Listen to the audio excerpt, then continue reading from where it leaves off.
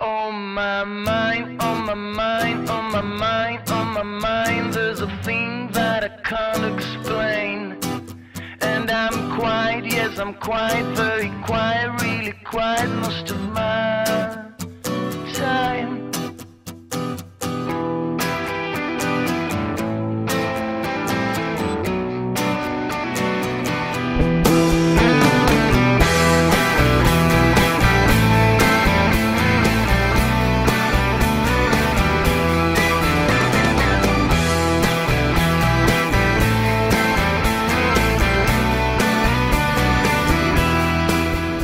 Η αρχή έγινε το 1966 όταν οι πράσινοι κατέκτησαν το πρώτο τους πρωτάθλημα στα Χανιά. Ποιοι είναι οι πράσινοι? Μα φυσικά ο Μηνόταυρος, μία από τις πλέον ιστορικές χανιώτικες ομάδες, ένας σύλλογος που είναι μαθημένος να πρωταγωνιστεί. 11 συνολικά πρωταθλήματα, πολλά κύπελα και Super Cup και μια ιστορία που ξεκινά από το μακρινό 1932. Η ομάδα ιδρύθηκε το 1932, έχει κλείσει αισίως 82 χρόνια. Βέβαια το γήπεδο αυτό της Μουρνιές στην έδρα μας εδώ μπορώ να πω ότι η ομάδα προϋπήρχε κάποια χρόνια πριν, όταν ας γυρίσουμε στο 1920 περίπου, όταν ας πούμε προκάτοχος του Μηνοταύρου, η ομάδα λέει, από την οποία προήλθε ο Μηνόταυρος, λεγόταν Άρης Μουρνιών. Εν πάση περιπτώσει, σαν Μηνόταυρος με το όνομα αυτό, ιδρύθηκε το 1932. Κλείνουμε δηλαδή 82 χρόνια και θα σας πω κάτι χαρακτηριστικά. Στο μητρό της ΕΠΟ έχουμε αριθμό μητρώου 554. Για να σας δώσω μια τάξη μεγέθους, σήμερα αυτή τη στιγμή ένα σωματείο που θα ιδρυθεί τώρα φέτος, ας πούμε, θα πάρει αριθμό περίπου 20.000. Είμαστε ένα σωματείο πολύ νοικοκυρεμένο, χαμηλών τόνων, πολύ οργανωμένο. Βάζουμε κάθε φορά τον πύχη εκεί ακριβώς που φτάνει το χέρι μας. Δεν κάνουμε ποτέ μεγαλόσχημα ή μεγαλόστομα πράγματα. Δρούμε με ένα πλάνο και μια συγκεκριμένη τακτική. Είμαστε, και αυτό είναι πολύ σημαντικό, ένα συμβούλιο εννιαμελές που όλοι μας είμαστε ενεργοί και παλεύουμε καθημερινά για το καλό της ομάδας. Θεωρώ ότι το ομαδικό πνεύμα και η λέξη οικογένεια, που οι περισσότεροι γνωρίζουν ότι χαρακτηρίζει το Μηνόταυρο, είναι πραγματικά το κλειδί. Όταν είσαι Μηνόταυρος, το μόνο που μπορείς να κάνεις είναι να πρωταγωνιστείς. Αυτό ξέρουν, αυτό κάνουν και αυτό θα κάνουν στους Μουρνιές. Και φυσικά αυτό θέλουν να κάνουν και τη φετινή χρονιά. Όντας πρωταθλητής Χανίων ο Μηνόταυρος, θέλει σαφώς να διατηρήσει τα κεκτημένα του και φυσικά να αποδείξει τον λόγο για τον οποίο θεωρείται παραδοσιακός πρωταθλητής. Άλλωστε δεν είναι τυχαία και δεύτερος σε κατακτήσεις στα Χανιά. Και τα πρωταθλήματα και τα κύπελα μένουν σαφώς. Πλην όμως όταν εμείς κάποια στιγμή έρθει το πλήρωμα του χρόνου, και εγώ προσωπικά, και φύγουμε από εδώ, γιατί ερχόμαστε και προσφέρουμε όσα μπορούμε για αυτό το σωματείο, όταν έρθει τη στιγμή φύγουμε, είναι σίγουρο ότι θα αφήσουμε το γήπεδο στην εικόνα που το βλέπεις τώρα, ένα κόσμημα. Έτσι λοιπόν θεωρώ ότι και τα έργα υποδομής είναι σημαντικά που αφήνουμε. Τώρα, πιο συγκεκριμένος να γίνω σε αυτό που με ρωτάς, κάτι που θα ήθελα να ζήσω έτσι πρόχειρα που το σκέφτομαι τώρα, νομίζω ότι θα ήταν αυτό που πέρυσι στην τελευταία αγωνιστική, εντός εισαγωγικών λέξη, στερήθηκα. Δηλαδή να δω την ομάδα να ανεβαίνει στη ΓΑΜΑ Εθνική. Αν σου πω τώρα ότι εμείς σαν διοίκηση και εγώ σαν πρόεδρος, αλλά και πριν να αναλάβω πρόεδρος σαν μέλος, έχω στα χέρια μας η ομάδα, έχει πάρει πρωτάθλημα, έχει πάρει κύπελο, έχει πάρει Super Cup, έχει παίξει έχει ανέβει 3-4 χρονιές στο περιφερειακό. Έχουμε το δικό μας ιδιόκτητο γήπεδο στην κατάσταση που το βλέπεις και ακαδημία με 150 παιδιά. Εγώ, σαν πρόεδρος, τι άλλο να θέλω? Ίσως, ξαναλέω, το μόνο που θα μπορούσα να πω ότι θέλω είναι να δω την ομάδα να ανεβαίνει κατηγορία. Σαφώς και η ομάδα και πέρυσι και οποιαδήποτε άλλη στιγμή της δοθεί ευκαιρία, πολλό δε μάλλον πέρυσι που της δόθηκε, θέλει και θα θέλει να ανεβεί στη ΓΑΜΑ Εθνική κατηγορία. Η άνοδος και η παρουσία μιας ομάδας και δι του Μηνοταύρου, για τον οποίο μιλάμε, στη ΓΑΜΑ Εθνική, είναι μια τεράστια πρόκληση και ένα σημείο αναφορά στην ιστορία μας. Σαφώς λοιπόν και πέρυσι ήθελε η ομάδα και οποιαδήποτε άλλη στιγμή της δοθεί αυτή η ευκαιρία, σαφώς και θα το επιδιώξει με όλες τις δυνάμεις. Έλει φέτος ο Μηνοταύρος. Ακούστε να σας πω, όταν θέσαμε στην εναρκτήρια ομιλία μας προς το ποδοσφαιρικό τμήμα σαν διοίκηση τους στόχους για φέτος, είπαμε ότι οι στόχοι μας είναι να παίξει η ομάδα καλό ποδόσφαιρο, γιατί έρχεται από μια χρονιά που έχει πάρει το πρωτάθλημα, παίζοντας πολύ καλό ποδόσφαιρο, δεν μπορούμε λοιπόν να κάνουμε πίσω γύρισμα. Να παίξει καλό ποδόσφαιρο, να πάρουν χρόνο συμμετοχής νέα παιδιά από τις ακαδημίες που έχουν ανέβει και άρα να προσπαθήσουμε να αναδείξουμε νέα παιδιά και να πρωταγωνιστήσουμε στο πρωτάθλημα. Τα αποτελέσματα μέχρι τώρα και η εικόνα που έχω εγώ προσωπικά, που βρίσκομαι κοντά από το αγωνιστικό τμήμα και το ποδοσφαιρικό γενικότερα τμήμα, είναι ότι και φέτος ναι, η ομάδα θα είναι στις πρωταγωνιστικές θέσεις και θα είναι στους διεκδικητές του πρωταθλήματος. Λοιπόν, στόχος πάντα για το Μηνόταυρο είναι το πρωτάθλημα. Είναι να πρωταγωνιστήσει. Πώς βλέπεις τη φετινή χρονιά? Στόχος είναι, αυτοσκοπός δεν είναι. Βασικό στόχος για μας είναι πάντα να γινόμαστε καλύτεροι. Θεωρώ ότι κάθε χρόνο είμαστε και καλύτεροι. Φέτος δεν έχει αλλάξει ο στόχος μας. Πάλι δεν είναι αυτός ο σκοπός στο πρωτάθλημα, άλλωστε είμαστε μια πολύ πιο ήρεμη ομάδα σε σχέση με πέρυσι, διότι το χρέος μας πέρυσι το κάναμε. Ίσως υπό προϋποθέσεις να μπορούσαμε να είχαμε ανέβει και στη ΓΑΜΑ Εθνική, αλλά δεν τα καταφέραμε λόγω κούρασης, λόγω του ότι δεν θα έπρεπε να ανέβουμε, όπως πραγματικά εγώ πιστεύω.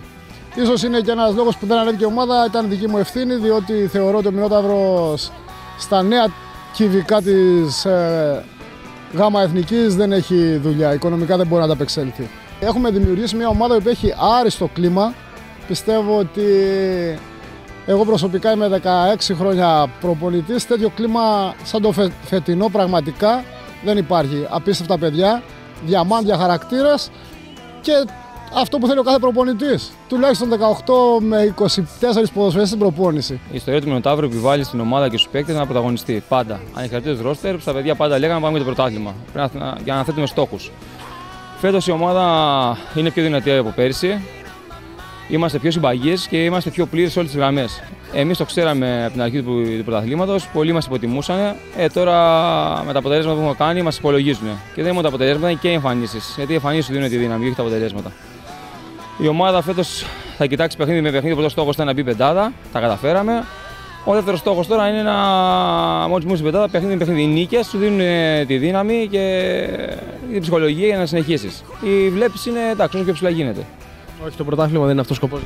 Πρωτάθλημα. Εντάξει, πρωτάθλημα είναι. Έχεις πάρει πολλά γι' αυτό το λέω. Εντάξει, η ομάδα, όποιος παίζει αυτή την ομάδα, δυστυχώς ή ευτυχώς μπαίνει σε αυτό το τρυπάκι. Το κλίμα στην ομάδα είναι εκπληκτικό. Πέρα από το αγωνιστικό τμήμα, όλα κυλούν ομαλά. Ωστόσο, εμείς σας παρουσιάζουμε κάποιες από τις εικόνες που συναντά ο καθένας στην ομάδα των Μουρνιών. Καθημερινά.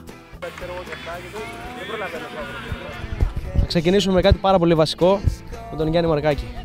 Γιάννη, θέλω ειλικρινά να μου πεις, όσα χρόνια ασχολούμαι με το επάγγελμα, ας πούμε, όσες φορές έχω βρεθεί στο γήπεδο, θέλω να μου πεις πώς ζεις τον αγώνα, πώς ζεις μια προπόνηση από αυτή τη συγκεκριμένη χαρακτηριστική στάση του Γιάννη Μαρκάκη. Εννοείς το καθιστός. Πραγματικά είναι μια στάση που έχω συνηθίσει. Είμαστε δύο στην Ελλάδα που την έχουμε αυτή, εγώ και ο Λεμονής, αν το ξέρετε. Δεν μπορούμε να κάτσουμε στον πάγκο. Η αλήθεια είναι ότι πολλοί λένε κουράζονται τα πόδια σου, όχι. Καθόλου. Ίσα ίσα είμαι πολύ ξεκούραστος όταν κάθομαι από κάτω και είναι και μια στάση η οποία πραγματικά με αυτοσυγκεντρώνει και μπορώ να δω καλύτερα το παιχνίδι. Λοιπόν, εντάξει, είναι χαρακτηριστικό του Μαρκάκη, δεν το συζητάμε αυτό. Λοιπόν, Γιάννη, η ομάδα για μία ακόμη χρονιά έχει ξεκινήσει ιδανικά, νομίζω πως θα ήθελε κάθε προπονητής. Έχει και τον κόσμο πίσω, γεια σας παιδιά.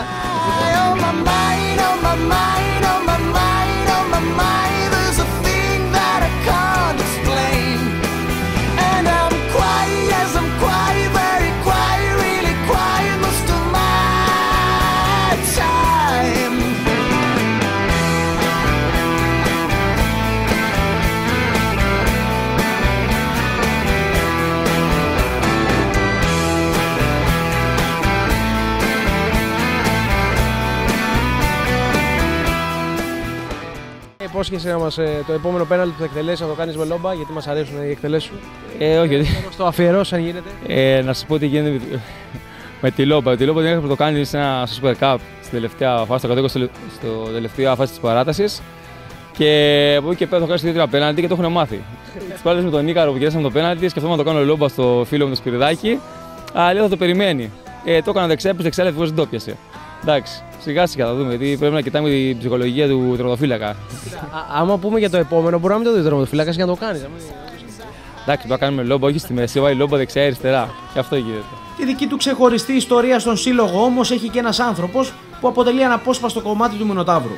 Ο λόγος για ποιον άλλον, για τον Κανάκη Φραγκιαδάκη που υπηρετεί τον σύλλογο για παραπάνω από 40 χρόνια. Νομίζω από τις εμβληματικές μορφές στην ομάδα του Μινοτάβρου για πάρα πολλά χρόνια, έτσι. Για 40 χρόνια περίπου. 40 χρόνια. 42 χρόνια. Άρα Κανάκης και Μινόταυρος είναι συνυφασμένες. Είμαι συνυφασμένοι, Κανάκης και Μινόταυρος είμαι περίπου 42 χρόνια, των οποίων τα 8 χρόνια ήμουν γενικός γραμματέας, τα υπόλοιπα είμαι γενικός αρχηγός. Μια ζωή επί της ουσίας, είστε στον Μινόταυρο. Πώς προέκυψε αυτή η αγάπη και αυτό το δέσιμο ανάμεσα στις δύο πλευρές? Έτυχε να γεννηθώ 300 μέτρα από το γήπεδο. Και από μικρός ήταν η δικιά μου, τέλος πάντων, να έρθω να κάνω τη βόλτα μέσα στο γήπεδο. Και έτσι από μικρός αγάπησα το γήπεδο. Έπαιξα και 2 χρόνια ποδοσφαιριστής στη β' ομάδα του Μινοτάβρου. Εντάξει, στη β' ομάδα τότε του Μινοτάβρου. Μετά πήγα στρατιώτης, γύρισα και τα 22 μου.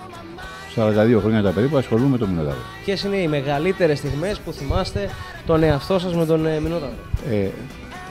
Να σας υπενθυμίσω κάτι πρώτο, ότι στα 40 χρόνια που είμαι έχουμε πάρει με τον Μινόταυρο 10 πρωταθλήματα. Το πιο εμβληματικό και το πιο σοβαρό πρωτάθλημα από όλα και το οποίο ήταν το πρώτο με το Γιούχτα. Στο Ρέθινο. Στον Παράζ. Στο οποίο ήταν Ιούνιος, θυμάμαι. Ιούνιος ήταν. Και δεν ξέρω, επειδή είμαι και λίγο. Πάντα είχα φτάσει προς την πίεση, είχα κάπου 28 πίεση πριν τον αγώνα. Ήρθε λοιπόν ο νοσοκομιακό να με πάρει για να πάει στο νοσοκομείο. Εγώ δεν δέχτηκα να πάρω. Ήρθε κάποια κυρία ένα νοσοκόμα με το πρώτο βοηθείο μέσα. Μου κάνανε κάτι χαπά και τα λοιπά και συνήλθα. Η πίεση μου κατέβηκε πριν ο αγώνα στο 16. Όταν όμως το 60 βάλαμε τον γκολ, το 1-0, ανέβηκε πάλι στα 28 ανέβηκε. Μέχρι να τελειώσει ο αγώνα. Αυτό νομίζω το θυμάμαι σε όλη μου τη ζωή. Και νομίζω ότι ούτε με 28 πίεση ούτε με 30 ο Κανάκης άφηνε την ομάδα, έτσι. Όχι, με τίποτα. Πέρυσι τώρα αρρώστησα από κάποια περιβονέα διάστημα και έλειψα κάπου 15-20 μέρες και το θεωρώ ότι ήταν ένα μεγάλο κοινό στην καρδιά μου το Μινόταυρο. Συνταγώθηκα πάρα πολύ. Πάνω από 150 παιδιά ανήκουν στην Ακαδημία της ομάδας των Βουρνιών, που για πάρα πολλά χρόνια έχει μια συγκεκριμένη φιλοσοφία. Να στηρίζεται στα δικά της παιδιά και να τους ανοίγει τον δρόμο για τις επαγγελματικές και όχι μόνο κατηγορίες. Προσπαθούμε να έχουμε όσο πιο πολλά παιδιά, να προσφέρουμε στα παιδιά όσα περισσότερα εχέγγυα και εφόδια μπορούμε. Και θα ήθελα και μέσα από αυτό το βήμα που μου δίνεις να ευχαριστήσω εκ μέρους όλου του Συμβουλίου τους γονείς όλων αυτών των παιδιών τα οποία αθλούνται στις ακαδημίες μας. Γιατί όπως πολλές φορές λέω και στους ίδιους στις συναντήσεις που έτσι τακτικά κάνουμε σαν διοίκηση με τους γονείς, μας εμπιστεύονται στα χέρια μας και στους προπονητές μας, αλλά και σε εμάς σαν διοίκηση, ό,τι πιο πολύτιμο και σπουδαίο έχουν που είναι τα παιδιά τους. Προσπαθούμε να τους το ανταποδώσουμε και να ανταπεξέλθουμε όσο το δυνατόν καλύτερα μπορούμε στις προσδοκίες τους. Εγώ αυτό που θέλω είναι, αν ζήσω μερικά χρόνια ακόμα, να δω τα παιδιά αυτά των ακαδημιών να ανεβαίνουν στην πρώτη ομάδα. Αυτό θα είναι ένα πολύ μεγάλο πλεονέκτημα για το Μινόταυρο. Και ήδη από τις ακαδημίες κάθε χρόνο ανεβαίνουμε 2 παιδιά να ανεβαίνουν στην πρώτη ομάδα. 150 παιδιά πίσω μας, δίπλα στη μεγάλη ομάδα. Αυτή τη στιγμή κάνουν προπονήσεις, όχι και τα 150, αλλά η ομάδα έχει 150 παιδιά στις τάξεις της. Πόσο σημαντικό είναι αυτό? Το Α και το Μέγα σε μια ομάδα πλέον στο ποδόσφαιρο και λέω οικονομικής κρίσης είναι να μην ξοδεύει σε μεταγραφές. Πλέον δεν υπάρχουν χρήματα, κυρίως για τα αεραστεχνικά σωματεία, δεν υπάρχουν επιχορηγήσεις. Άρα πρέπει να δουλεύει τις ακαδημίες για να δημιουργεί ποδοσφαιριστές για την ομάδα. Ο Μινόταυρος, βέβαια, ανεξαρτήτου κρίσεως, πάντοτε ένα σωματείο το οποίο δουλεύει πάνω σε αυτές τις βάσεις. Μια ζωή, ο κορμός αποτελείται από ποδοσφαιριστές χανιώτες και ανεξαρτήτως αν υπάρχουν χρήματα ή αν δεν υπάρχουν χρήματα, στηρίζεται πάντοτε σε χανιώτες ποδοσφαιριστές ως επιτοπλίστων για 2 λόγους. Πρώτον, διότι αυτή είναι η φιλοσοφία του, και δεύτερον, διότι δεν υπάρχουν οικονομικές δυνατότητες. Εδώ πίσω βλέπετε το μέλλον του χανιώτικου ποδοσφαίρου, και όχι μόνο το μέλλον του χανιώτικου ποδοσφαίρου, βλέπετε και το μέλλον της ελληνικής κοινωνίας. Η δουλειά μας δεν είναι μοναχά να δημιουργούμε ποδοσφαιριστές, η δουλειά μας είναι να φέρουμε μέσα στο γήπεδο παιδιά, και δόξα τω Θεώ αυτή τη στιγμή στα Χανιά, εκτός από το Μινόταυρο που δουλεύει με 180 παιδιά από ό,τι γνωρίζω στις ακαδημίες του, οι ακαδημίες γενικά στα Χανιά δουλεύουν πάρα πολύ καλά, όπως και του Ολυμπιακού, όπως και της Δόξας, όπως και της Σούδας. Είναι μεγάλη υπόθεση να δουλεύουν πάρα πολλά παιδιά μέσα στο γήπεδο. Αυτή τη στιγμή, δουλεύοντας οι κοσάριδες, θεωρώ ότι είναι η ιδανική ηλικία ποδοσφαιριστών για να ετοιμαστούν για τις επαγγελματικές ομάδες. Οι ποδοσφαιριστές που δουλεύουν αυτή τη στιγμή στο Μινόταυρο, αν όχι και οι 4, τουλάχιστον οι 2 αξίζουν μια ευκαιρία σε παραπάνω κατηγορία. Μιλούσαμε πριν με τον coach τον Γιάννη και μου είπε ότι πιστεύει πως μπορείς να παίξεις άνετα στην Α' Εθνική. Άνετα. Ήταν ακριβώς αυτή η κουβέντα που μου είπε ο Γιάννης ο Μαρκάκης. Τι πιστεύει ο Θοδωρής για τον εαυτό του? Δεν ξέρω, δεν ξεκίνησα ότι πάω στο Μηνόταυρο για να καταλήξω στην Α' Εθνική. Εντάξει, αυτά είναι πολύ μεγάλα λόγια. Για να το λέω ως προπονητή, τον ευχαριστώ, μου δίνει ελπίδες, ας το πω έτσι, αλλά τι να πω, πολύ, πολύ μεγάλη κουβέντα είναι αυτό. Τι να πω, μακάρι, ξέρω εγώ τι. Το θέλεις? Ποιο παιδί δεν το θέλει, όλοι το θέλουν, αλλά πρέπει πρώτα να δούμε εδώ, είμαστε εδώ, δουλεύουμε, ξαναβρούμε τα πατήματά μου και ποιος ξέρει που θα φτάσω. Ο Μηνόταυρος λοιπόν έχει μάθει να πρωταγωνιστεί και να διεκδικεί. Το θέμα είναι όμως τι πιστεύουν οι πράσινοι για το φετινό πρωτάθλημα, που κατά κοινή ομολογία θα είναι το πιο εντυπωσιακό των τελευταίων πολλών χρόνων. Οι πράσινοι λοιπόν μας απαντούν. Κοίταξε, για μένα θα μου επιτρέψει να πω ότι οι ομάδες που θα διεκδικήσουν το πρωτάθλημα δεν θα πω ποιες, είναι 3.